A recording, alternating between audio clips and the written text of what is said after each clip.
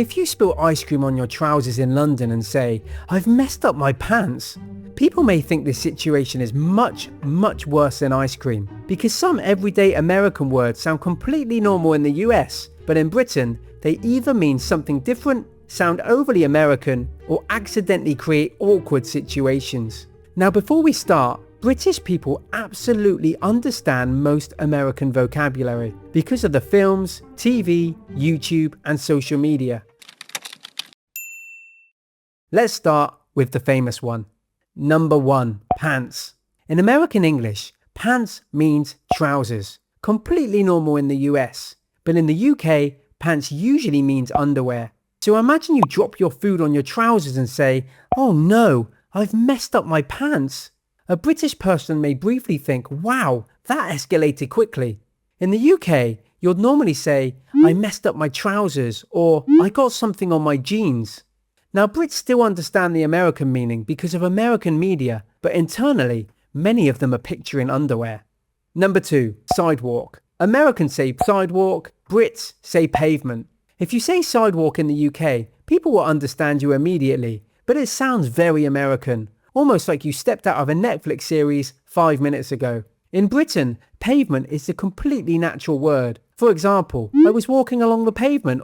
There's a bike blocking the pavement." Number 3, gas or gasoline. In the US, gas station, gas prices, putting gas in the car, very normal.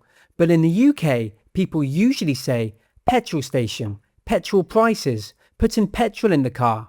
Now Brits do understand gas, but there's a small complication. In British English, gas often makes people think of actual gas, like natural gas used for heating and cooking. So if you suddenly say, "I need to get gas," people understand from context, but it still sounds distinctly American. Number 4, public school. This one causes genuine confusion because the meanings are almost opposite. In American English, a public school is a government-funded school, but in the UK, a public school is actually an expensive private school. Yes, British English enjoys making life difficult. So if you tell a Brit, "I went to a public school," they may imagine a very wealthy elite education. In the UK, the American meaning would usually be state school. So, in the US, public school, in the UK, state school. This one matters because it can completely change what people think about your background.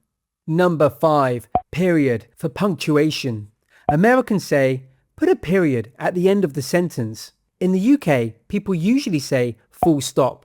Now Brits absolutely understand period, especially younger people exposed to American media. But full stop is still much more natural in British English. And honestly, British people enjoy saying full stop because it sounds wonderfully dramatic. You can even use it emotionally, like, "I'm not going, full stop." Very powerful, very British. Number 6, liquor store. In American English, a liquor store is a shop that sells alcohol. In the UK, people would usually say off license, offie, informal, or alcohol shop. If you say liquor store in Britain, people understand you, but it sounds extremely American, almost cinematic, like you're about to say, "I'm headed to the liquor store for some whiskey." And finally, zip code. In the US, what's your zip code? In the UK, what's your postcode? Again, Brits understand zip code, but nobody actually says it naturally in Britain.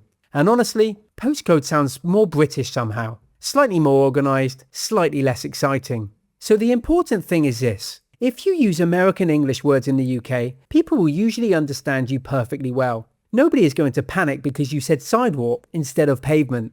But certain words sound very American, can create funny misunderstandings, or mean something completely different. And sometimes those differences are genuinely important, especially if you accidentally tell people you've ruined your pants. Which of these differences surprised you the most?